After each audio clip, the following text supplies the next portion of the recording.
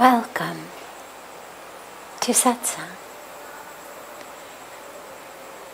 It's so beautiful to be back together again after many, many days of not having Satsang.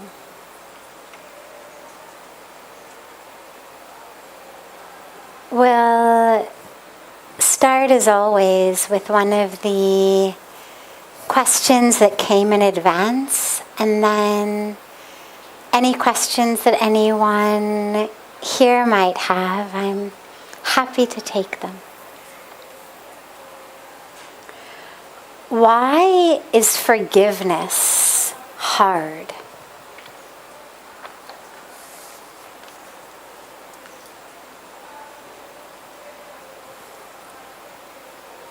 Forgiveness is hard because we wrap our egos and our identities around the story of that which has happened to us.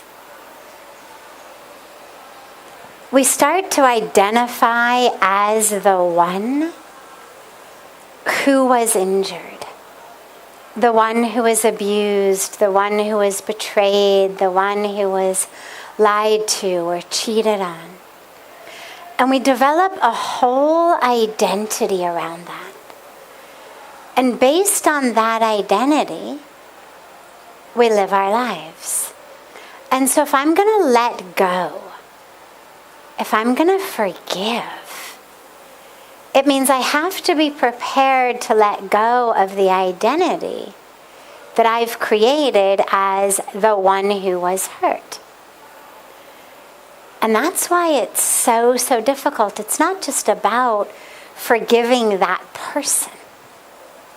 It's not just about letting go of the one mistake or ignorance that somebody made.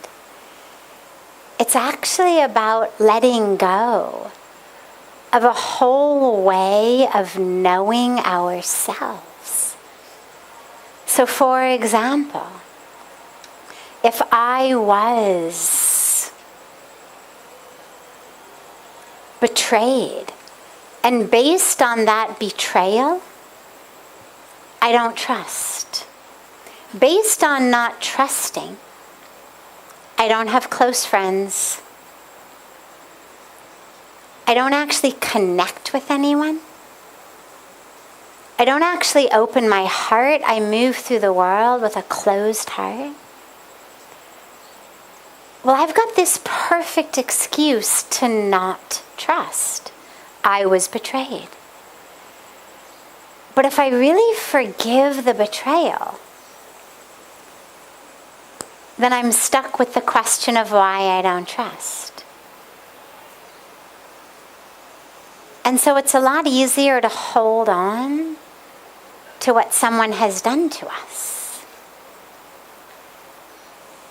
The other reason that we don't forgive is because we've got this attachment that somehow the person who hurt us is going to be the one who's going to come and make it right.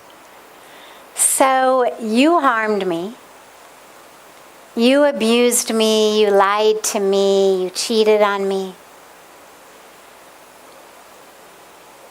I'm hurt. Now I need you to be the one to come back and to say you're sorry. I need you to be the one to heal me. And the dilemma is it's very unusual that the same person who hurt you is going to be the person who heals you. It's not that it never happens, it does sometimes. I mean, we all make mistakes. We've all hurt someone we love, recognized our mistake, come back, apologized, made amends. But in general, the type of person who's going to create the level of injury and pain in you that lasts you months, years, it's unlikely, unless that person has had a profound transformation or is undergoing very deep therapy or spiritual work, that they're actually going to come around and really be the ones who are able to heal. Because remember, whatever they did in the first place that hurt us wasn't something they did on purpose. It wasn't that they woke up in the morning and said, I know what I'm going to do. I'm going to ruin this person's day. Or I'm going to ruin their month. Or I'm going to ruin their life. People are just doing the best that they can with the toolboxes that they have. And since so many people's toolboxes are tragically empty, it's like the situation requires love and patience and selflessness, generosity.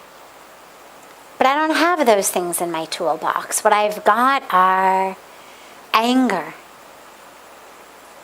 greed, longing, fear, confusion. And so I act out of those and I hurt others. Unless we do special work to give ourselves the tools that we need in our toolbox, we're going to keep hurting people as we move through our lives. And so the idea that the person who hurt you is going to be the person who comes back and heals you, very unlikely. But that's what so many of us hold on to. It's why we don't forgive. Because we're waiting for that person to come back. And this is where it's so critical to say to ourselves, whatever someone has done to you, you deserve to be free.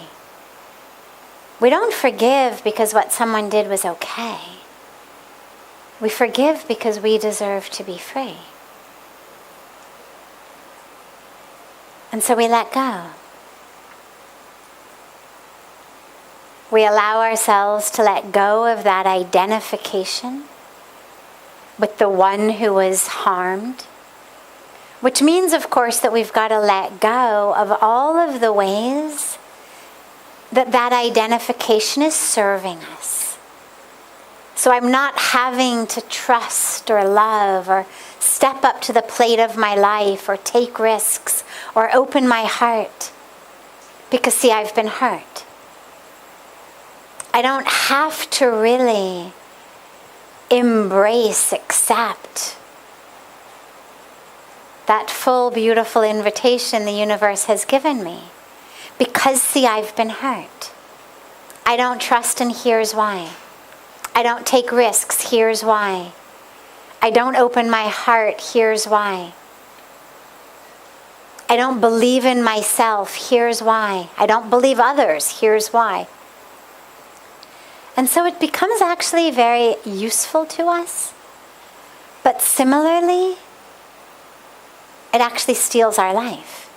It's useful only on the absolute most detrimental, superficial level. It enables us to keep hurting ourselves. But this is where forgiveness requires faith, because we're literally trust diving into the universe. To saying, okay, yeah, I don't know what's on the other side of not trusting. I don't know what's on the other side of this hurt, of this pain, of this wound, of this fear, of this anger. But I'm gonna drop into it anyway. Because I trust the ones into whose arms I'm dropping. I trust the divine. And we allow ourselves to let go into that momentary void. If I let go of my anger, who am I? If I let go of my stories, who am I? If I let go of what happened, who am I? We don't know until we do it. But it's through that door that we actually experience who we are. Because who we are not is anger, pain, fear, risk aversion. But if that's how we've identified, then we're about to see a whole new aspect of ourselves. So we let go of the identification, and we let go, and this is the part that also really hurts, of the idea that this person is going to come back and fix it. And especially if it's a loved one. Especially if it's someone we really loved and trusted, there is this sense. Why don't they care? Why don't they come back? Don't they know I'm hurting? And real deep forgiveness and letting go is forgiving the fact that they're not coming back. Forgiving the fact that they're not able to recognize how much they hurt you.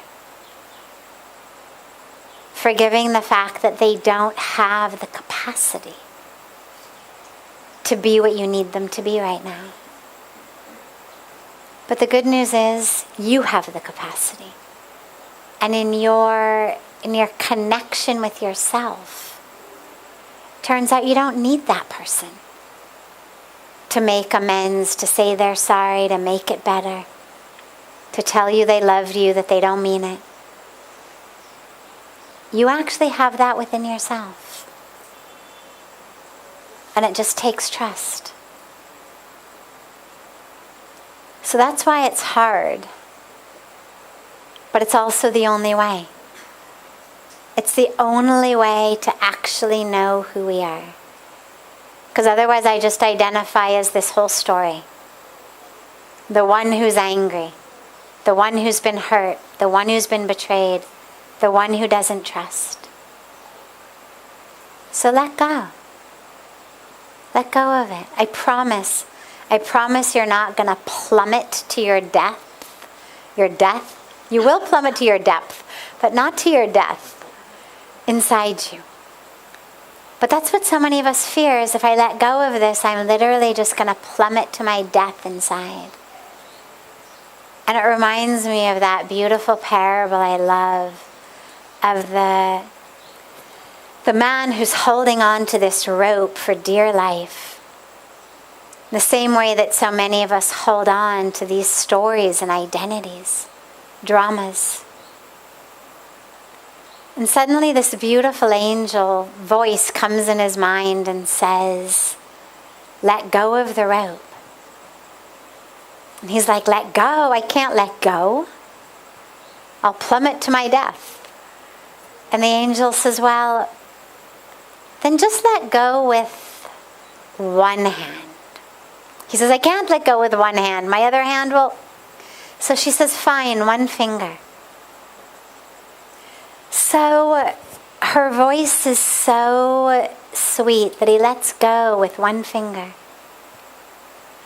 And then she slowly, slowly convinces him, another finger, another finger, another finger, another finger. Until slowly there's only one finger left. And then she says, let go. He says, now I really can't. No way. Now there's only one finger left holding me up. I cannot let go. Now I'll really plummet to my death. But she convinces him, just let go. And so he does. And he doesn't plummet anywhere. In fact, he doesn't go anywhere. And he's shocked, and he looks down and he realizes he's actually been standing on solid ground the entire time. And I love that parable because so many of us, like him, hold on with these death grips on aspects of our lives, aspects of our identities. of our stories, of our dramas. And we really think that if we let go of them,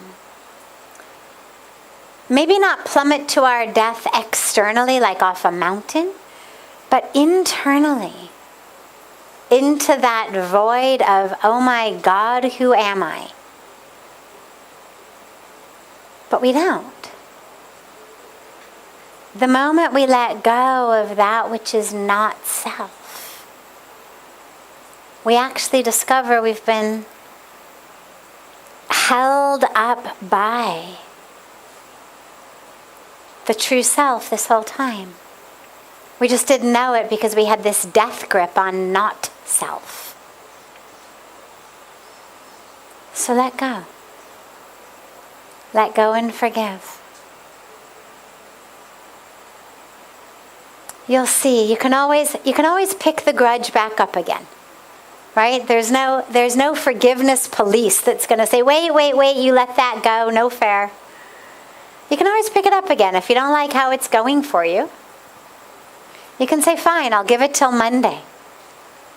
If I don't feel better by then, Tuesday I'm going to be angry again. But at least give it a try. See what happens if you let go.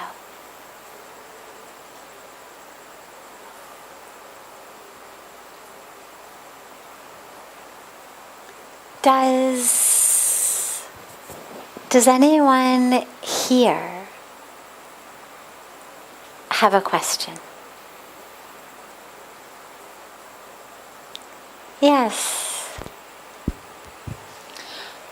When do we know that we want to come and stay here forever?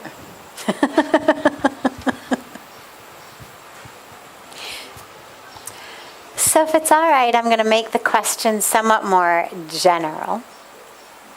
She said, how do we know that we're meant to stay here forever? I'm going to make it a little bit more general.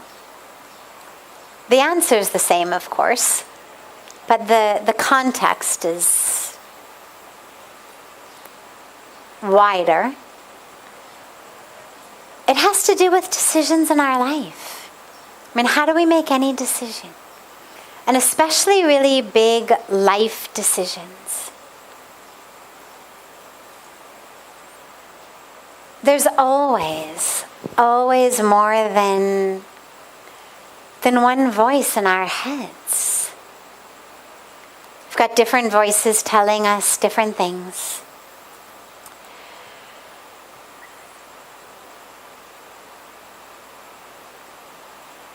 The key question to ask ourselves, always,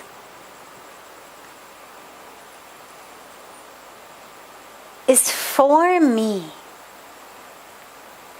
for my highest, deepest growth, unfolding, truth, awareness, what's the right path? And here's the thing.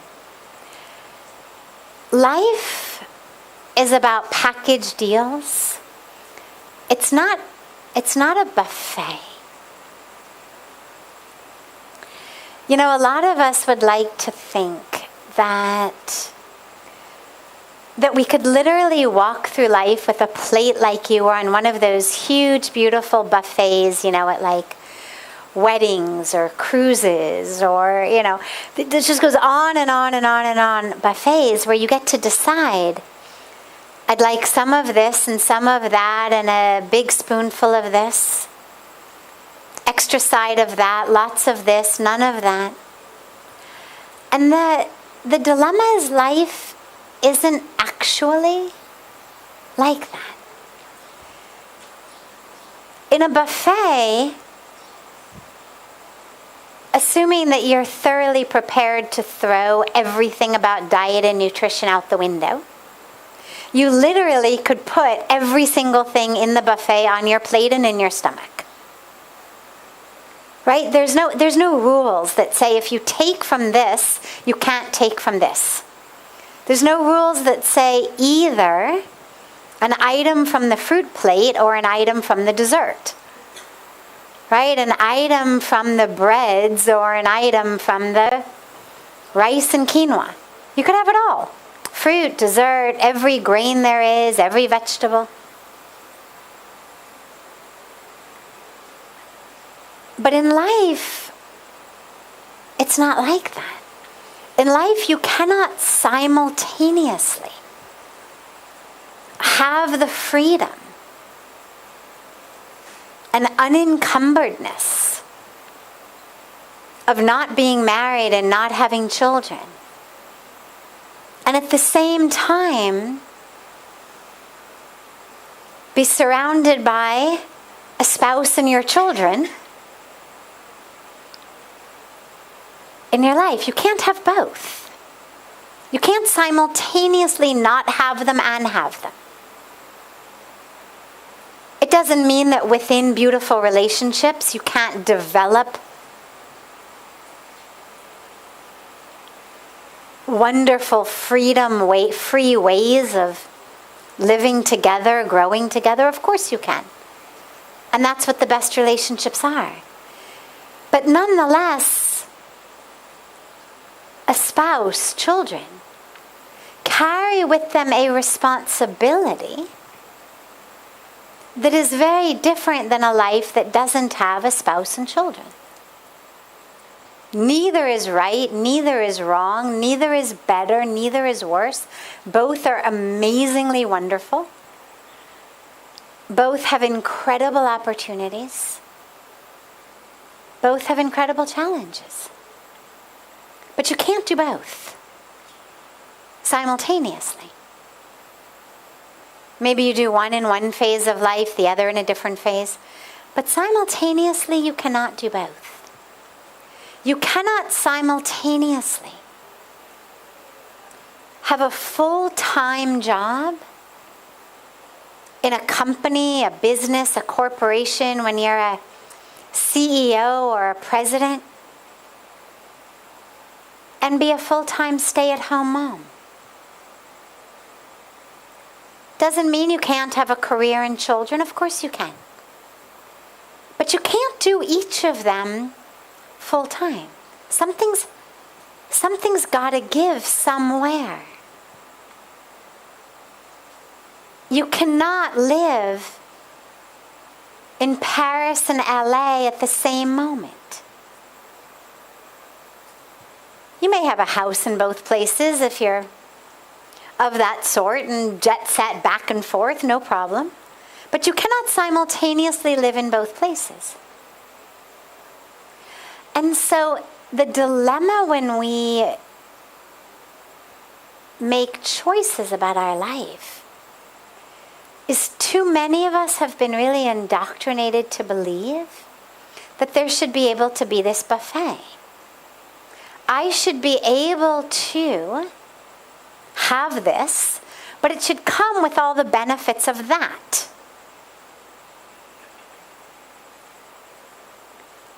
Or I should be able to not have that, but still have the parts I liked about it anyway. Well, it's not how life works. I'll tell you a personal story. It's actually very fitting because today is Nada Jayanti. Now, Nadaji is one of the beautiful, beautiful sages from the scriptures, from the Srimad Bhagavatam, and a beautiful, holy, divine, wandering sage, a Muni. One who observes great silence, one who does great sadhana, one who, as I mentioned in the Ganga Arati, really is this confluence of gyan, wisdom, and bhakti, devotion. He's the one, if you read the the Srimad Bhagavatam, he's really the one who guides and teaches so many throughout. Now one day, and of course there's always a backstory, we won't go into, because the way that so many of the stories in the scriptures work is they flow from one into the next, So we're just going to cut a slice out of this beautiful, sumptuous cake of the Srimad Bhagavatam. And it's the story of one day, Nadaji is walking through a village, and there's a king. And the king sees him, and of course he's well known, he's famous, he's this enlightened sage. The king sees him and he says, "Oh, Sage Nadaji." He bows at his feet. And he says, "I want you to read my daughter's palm. I want you to tell the future of my daughter." So Nadaji says, "Sure." The king shows Nadaji his daughter. Nadaji holds the daughter's hand. And not only in her hand, but in her face, in her eyes, in her being, he basically falls in love. Now Nadaji is a celibate, a renunciant. And here he has, he's fallen in love with this princess nonetheless. And he says to the king, "Your daughter will have a very successful, beautiful, long life." And the king's, "Thank you." And he mentions to Nadaji that his daughter's swamvar. Now a swamvar was back in the old days when girls, princesses, got to choose their groom like an auction house, basically. All of the eligible young men would come forward, and the princess would wander through and choose her prince. So Nadaji was very excited to hear this was happening, and immediately he rushes to Lord Vishnu. And he tells Lord Vishnu, "I need you to give me the face," because Nadaji was not the most handsome being on earth. We all have different beautiful qualities we've been given, and he had amazing qualities of wisdom, of devotion, but not quite the looks to snatch a princess, a gorgeous princess nonetheless. So Nadaji says to Vishnu, "I need you to give me the face of Hari." Hari is one of the names of Lord Vishnu. Lord Vishnu says, "Done. So be it. Tathastu." Now Nadaji's very happy. Very happy. I'm going to win this princess. And he goes to the swamvar, and he stands right in the front row, convinced she's going to definitely choose me because I am, by far, the most handsome guy around. Not only that, I also happen to be brilliant. I'm actually going to stop the story for a moment and go back to where I learned this story, because it weaves importantly in terms of my life story. So this takes us back to the early 2000s, almost 20 years ago. Now, I've been in India, as some of you know, for the last 25 years. And I officially took vows of sannyas, vows of monastic renunciation, in the year 2000, so 22 years ago. It was not a difficult choice by any means at all. In fact, from when I first came in 96, I knew that was where I was going. And I've shared many times that it was such an incredible blessing because all of my desire for things that were not in alignment with monastic vows, not in alignment with a life here in Rishikesh in an ashram, long before cyber cafes and coffee shops and whatnot were put in, long before there were, juice bars and Italian restaurants and whatnot. And by God's grace,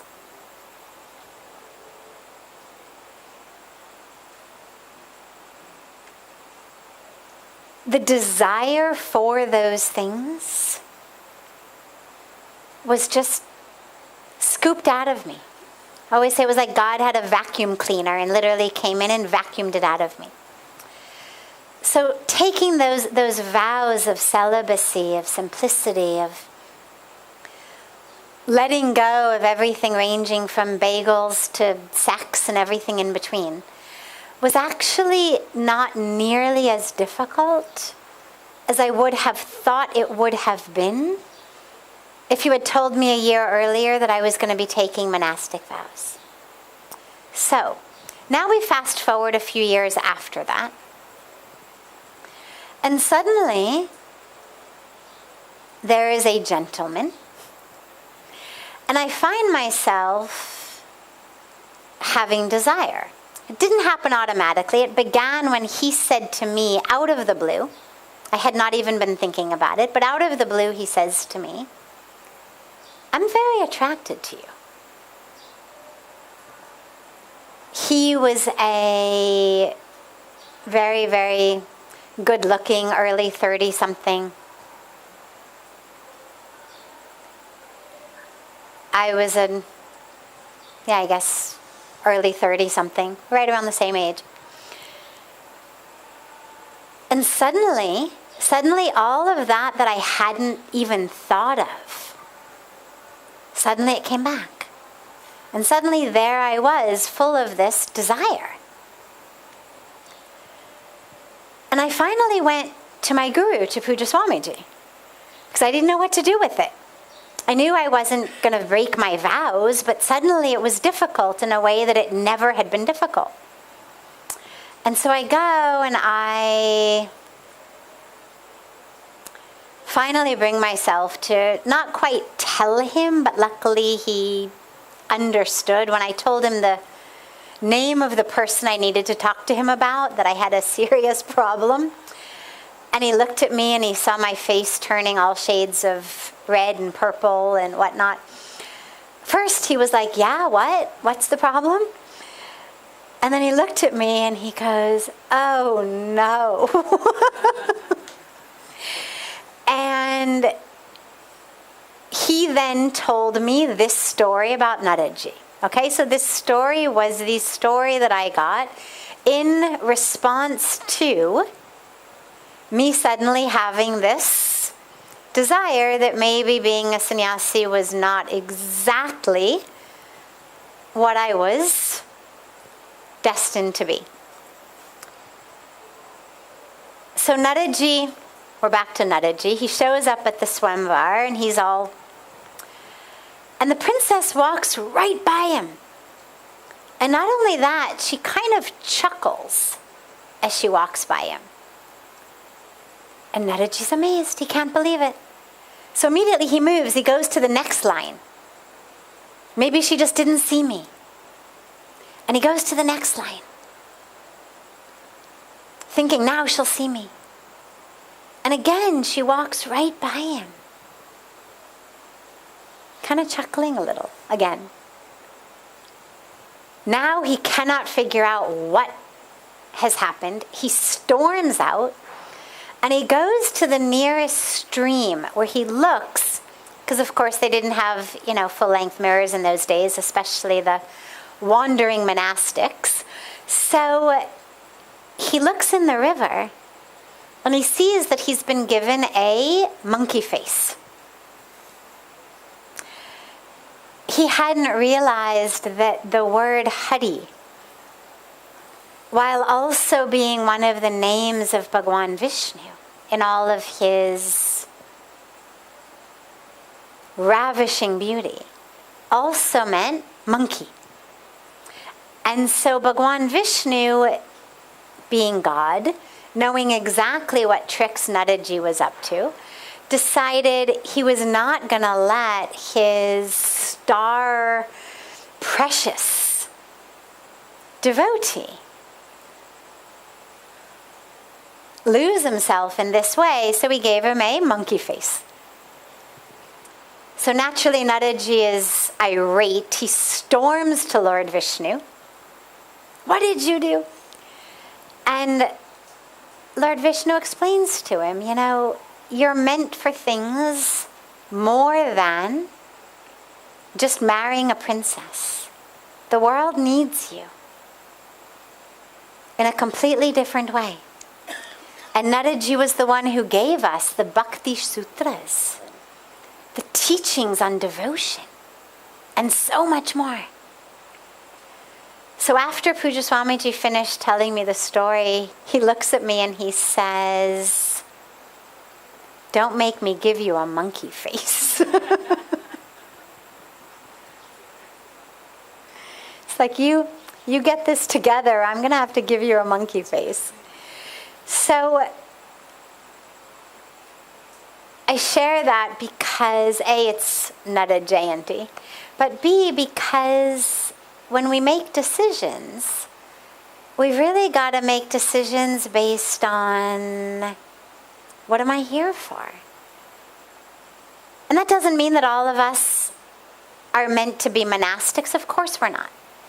Doesn't mean all of us are meant to live in an ashrama in Rishikesh. Of course we're not. But it means that when we make decisions for our lives, to know it's a package deal. There's always going to be parts that if I could trade, I would. And it's got to be something that is not the pull of the moment, the desire of the moment, the yearning of the moment, but that which is really in line with my heart's, my soul, ultimate calling to know itself. So there isn't any official way, any equation I can give you. Just to say, trust yourself. Trust yourself, you'll know, but never expect that any situation in life is going to be exactly perfect. And don't lose beautiful opportunities because they are not exactly 100% what you had envisioned it would be. Recognize things are package deals. And the question becomes, which package deal is the one that's most likely to give you the things that matter to you? I'm not going to tell you what should matter to you, but you decide what matters to you. And then choose the path that's most likely to give you that.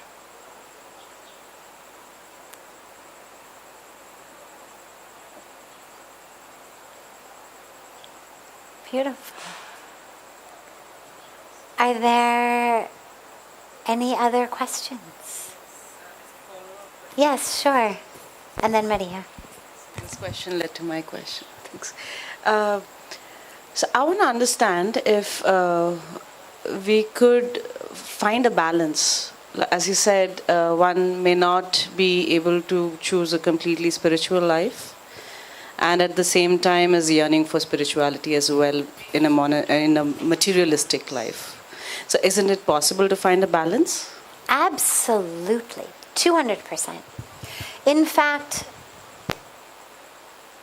there's always a balance. A spiritual life doesn't mean that we ignore the material. We still need food in our stomachs. We still need sweaters in the winter. It's hard to imagine in this weather, but yeah, eventually there will come a month in which a sweater will be a necessity. We need roofs over our heads. We need to operate in the material world even as deeply spiritual beings. But even beyond that, as our highest truth is spirit, is oneness, is connection. As spirit in physical bodies, the way that gets expressed is in service. And so as spiritual beings, we are moving through the material world. Spirituality is not a renunciation of the world itself. It's a renunciation of the attachment to aspects in the world that keep us from focusing on spirit. You hear the distinction there. We're not pushing the world away. We're unhooking ourselves from attachment to things that are constantly changing. Because that's the thing, the material world is constantly changing. And if I'm hooked into it, for my happiness, for my peace, for my identification as self, then I'm going to be bouncing all over the place. So even as spiritual beings, we are living in the material world, but we are deeply committed to living as spirit, to not being attached. And the focus of our lives is not about acquiring and accruing matter, but rather about honoring spirit and serving. And so that works the other way as well. When you say the material world, what you mean, I think, is a householder life. Right? Material in the form of my spouse and children and in-laws. Right?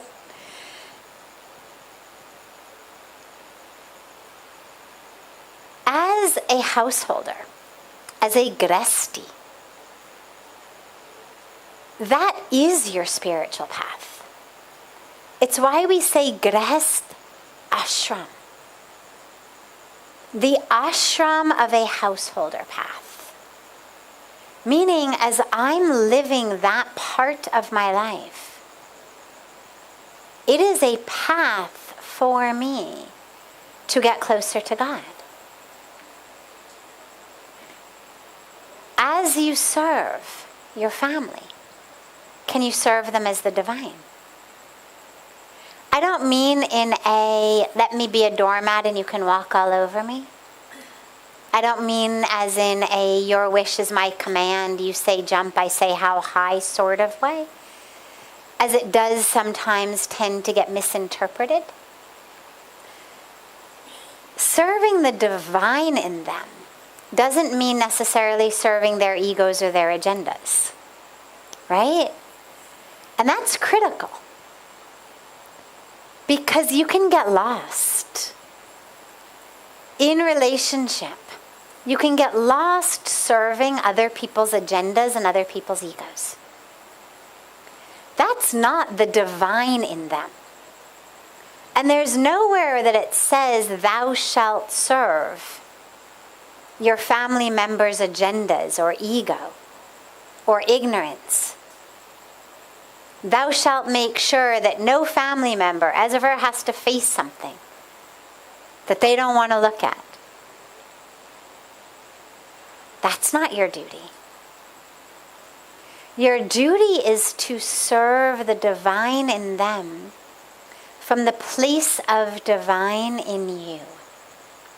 So you honor the divine in you, and that divine in you serves the divine in them. And you realize through connection to them, you walk the path to God. And relationship is also, it's really a yoga. There's a yoga of relationship. Because you've always got this choice.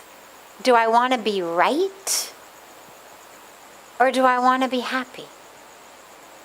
Do I want to be right? Or do I want to be in peace? Because in relationship, very frequently, those are your two options. You can either be in peace, or you can be right. You can be in joy, or you can be right.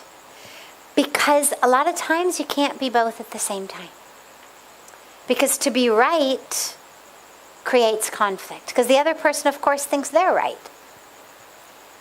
I mean, does anybody ever say, oh my God, thank you so much for setting me straight?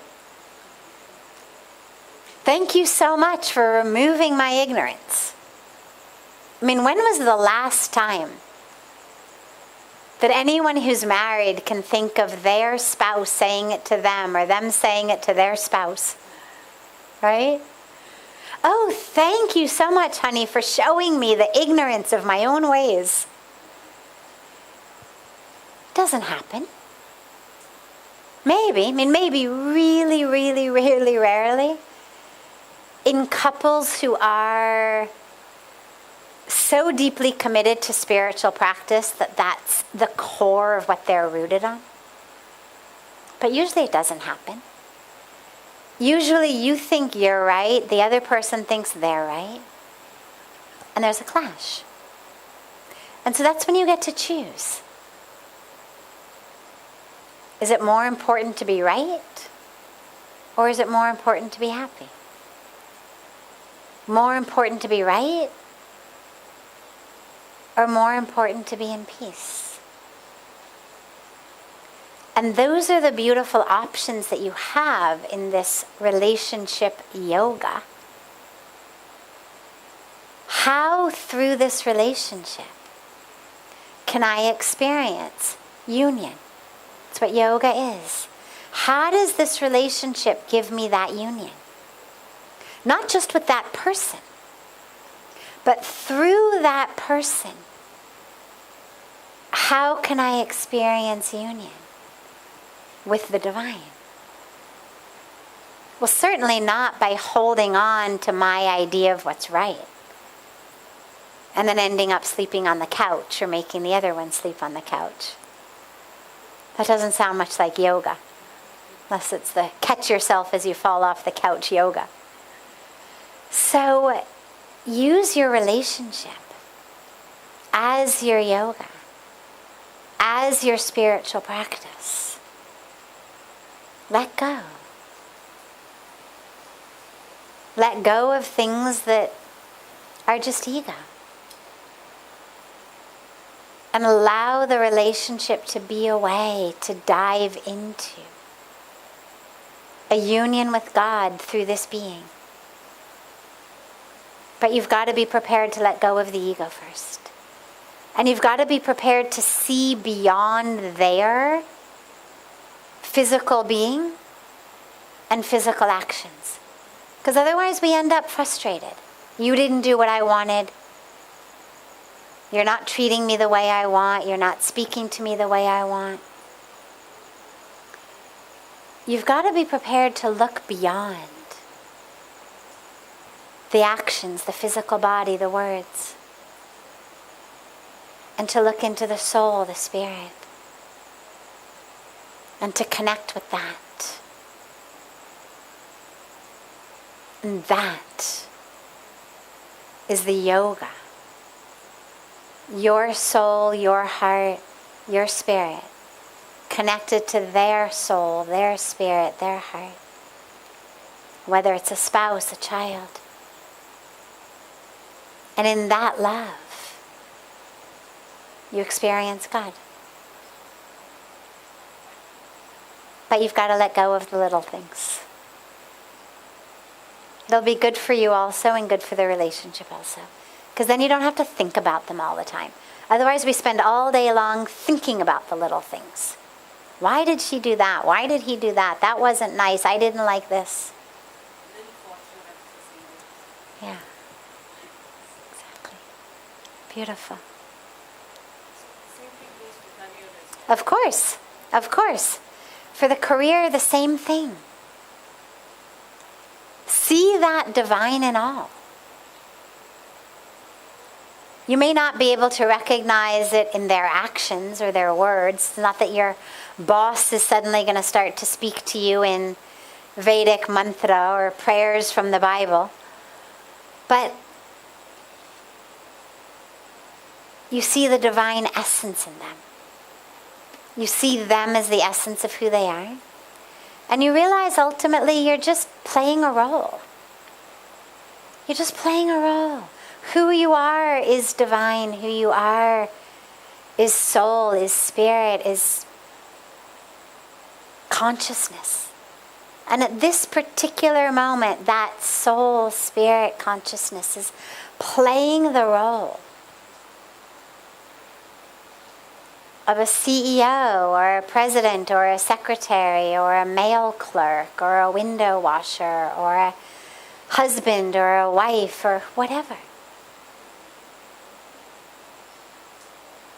But connect with the essence more deeply than with the role. Hold the role lightly. Connect deeply with the essence.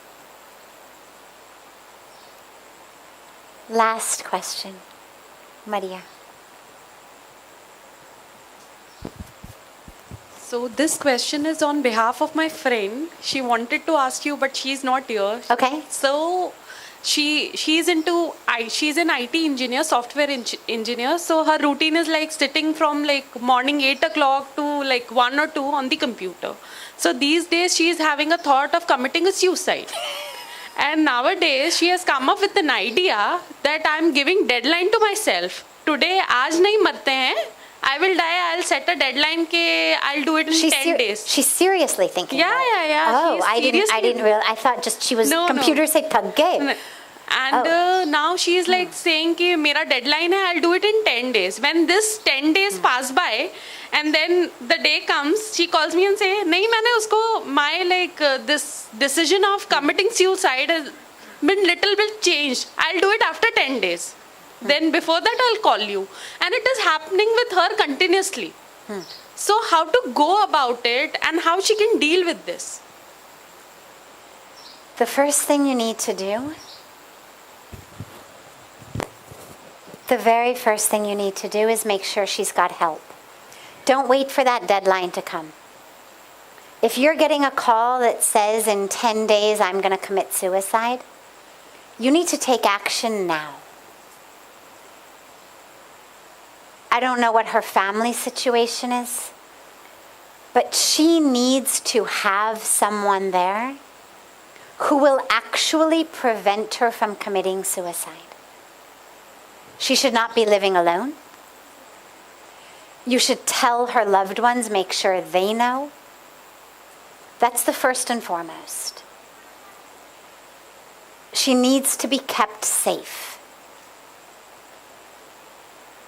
Many, many, many people, I forget the percentages, but it's a huge percentage of people, at some point in their life, think, I should just commit suicide.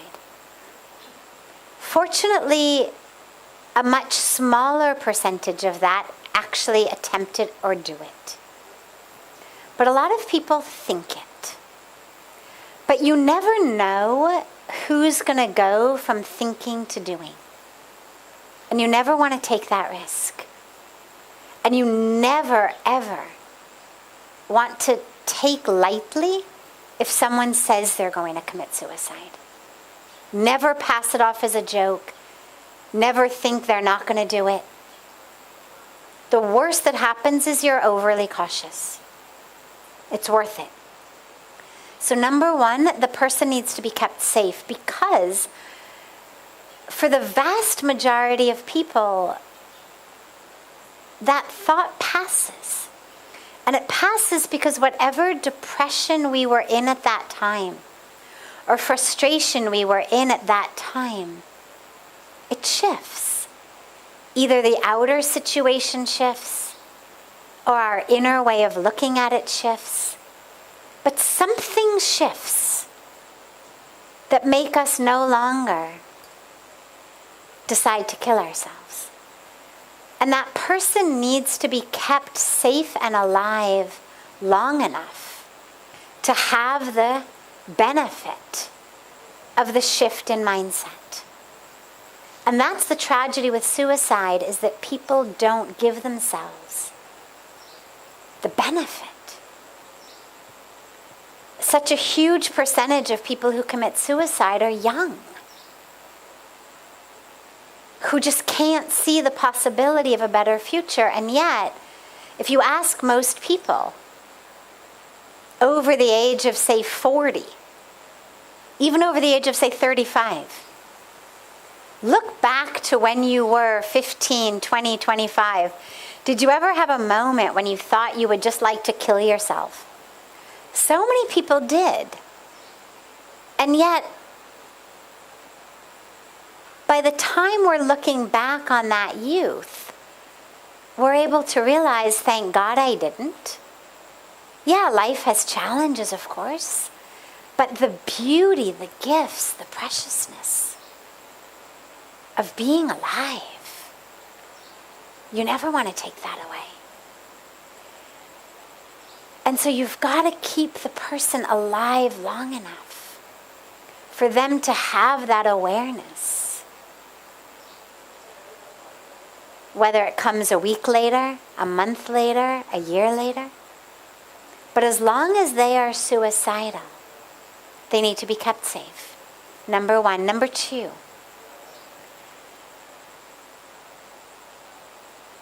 I think they need to be medicated right now. I know this is a controversial subject. I say this as someone who has been on both sides of the world of psychology, both the receiving end and the giving end, with a background in psychology. Pharmacology is not, in the vast majority of cases, the ultimate solution.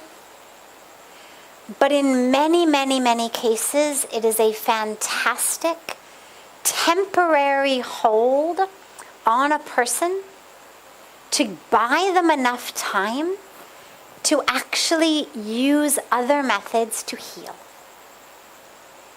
The thing with medicine is it tends to work relatively quickly, more quickly than therapy, for example. More quickly than other practices that in the long run can actually transform us. But take, a good several months, years to really have that kind of an impact. The medicine's going to work right away. So I would get this person into a good psychiatrist who could prescribe a really good antidepressant. And again, I don't mean it forever, but just for right now, until this friend no longer is having suicidal ideation.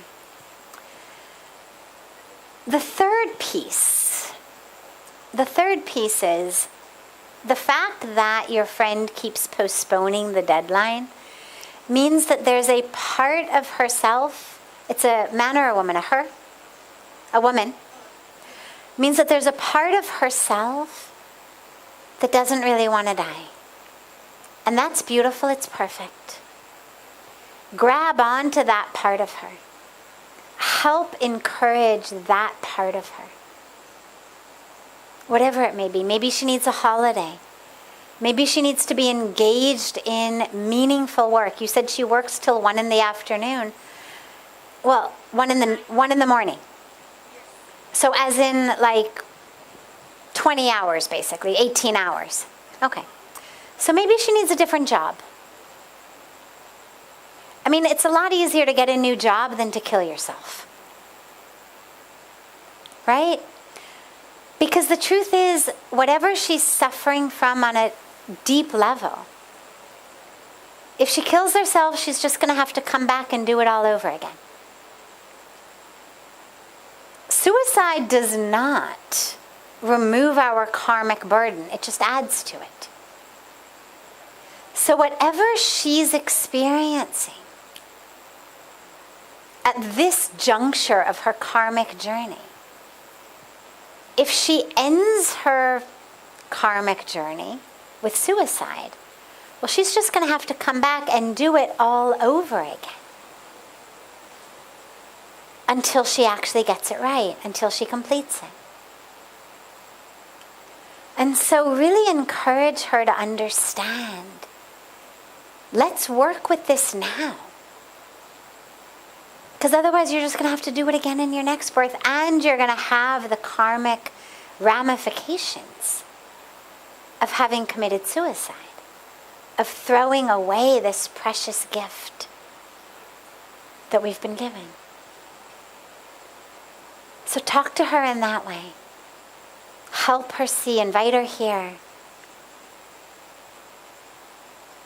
But first and foremost, she needs to be safe. And part of that safety may be, a psychiatrist would decide, for her to actually be on some medication to keep what's ever happening in her brain a little bit calmer for a while, so that you can actually work with her in a deeper way.